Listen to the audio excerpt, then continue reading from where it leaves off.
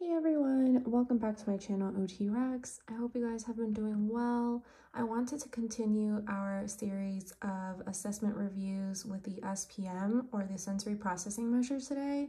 A lot of you guys seem to really enjoy the Berry VMI one, so I'm covering one of my favorite sensory processing assessments, and they break it up into SPM and spm-p. The P stands for preschool edition, so if you're working with any of the really little ones, the P is going to come in handy. So what I really love about these assessments is that it captures a pretty good age range. So they have 3 to 5 here. The SPM is for 5 to 12. And then on the back of the preschool one, they actually have age 2. Ta-da! So it covers a really wide age range, so 2 to 12 basically between the two of these, which is really nice. So I'm going to go over these two, and these are standardized assessments. They do not have like a manual that you need to score, which is so convenient, guys.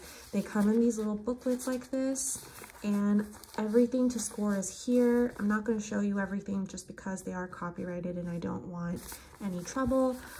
And the questions are here, and then you can actually rip this off after everything has been circled in, and all of the circled in answers transfer into a scoring sheet inside. So I will give you a breakdown just so you guys understand how to utilize these if your settings have these available. I really love the SPM. The SPM is shorter than most sensory questionnaires. Like the sensory profile 2, for example, is a lot more extensive. It covers more domains. And so if you're looking for something that's a little shorter and just like easier for parents to fill in, I think this is a really nice in-between assessment. I use this a lot in home health, especially because parents usually don't have too much time to answer all these questions.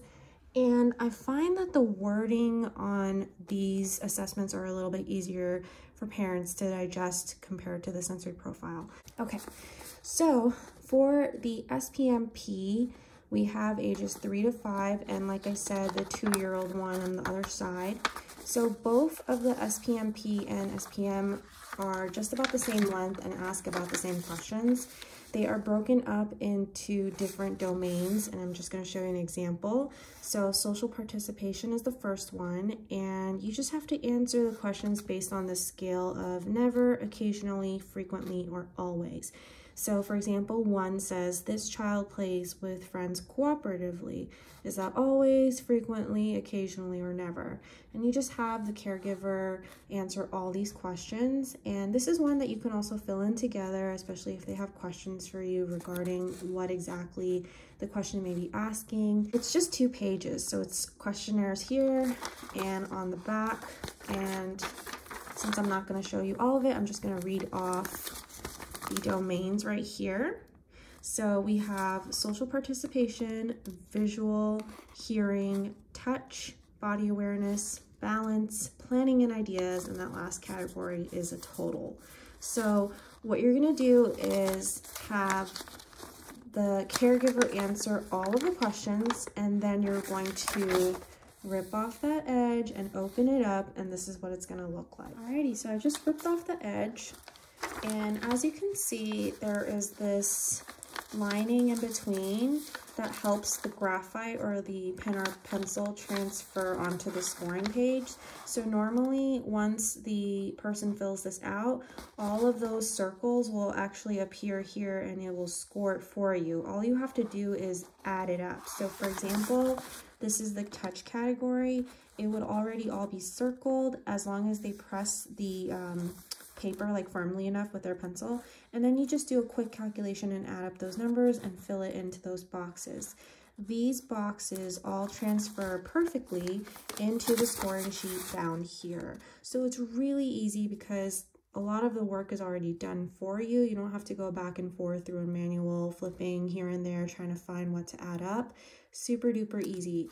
And the only thing you want to keep in mind is that the total is a combination of a couple of these categories, not all of them, and the score sheet actually tells you exactly which ones that includes. As you can see, the total score here in the middle will be the sum of all of the categories that are connected to this box. So they make it really easy for you to score. And once you put all those numbers in, I'm going to make a pretend number so that we can pretend score together. This is social participation, right? So we're going to pretend like this child scored 17. You add it up and everything got 17. So here's 17, and then you just shift over to the left. 63 will be their T-score, and the 90 will be the percentile. So you just go back to the bottom and you fill in 17 was a raw score, T-score would be 63, and then I like to just put a little percentile like underneath here. There's no line for it, but I like to include that in my report. And then that just translates for the interpretive range of these three. You just check off which one they fall into, and that gives you a really quick guideline on if the child's sensory processing needs within each category is falling under typical, some problems, or definite dysfunction based on other children their age. So again, really easy and straightforward. I would say that I'm able to score these within 10 to 15 minutes because it's not so much back and forth, and I really appreciate that. So the SPM is laid out exactly the same way. It probably just has a few more questions than the spm-p, but it's the same layout. It's back and front. You tear off the middle and you just follow what categories to add up.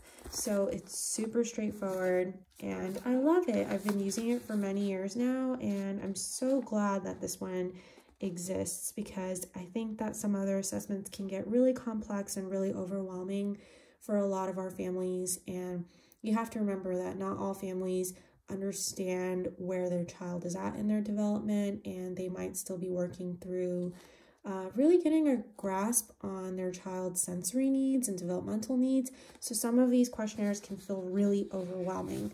And I find that this one is kind of a nice in-between because it's very manageable, being 2 pages long. Thanks so much for joining me on this video. I hope it was helpful.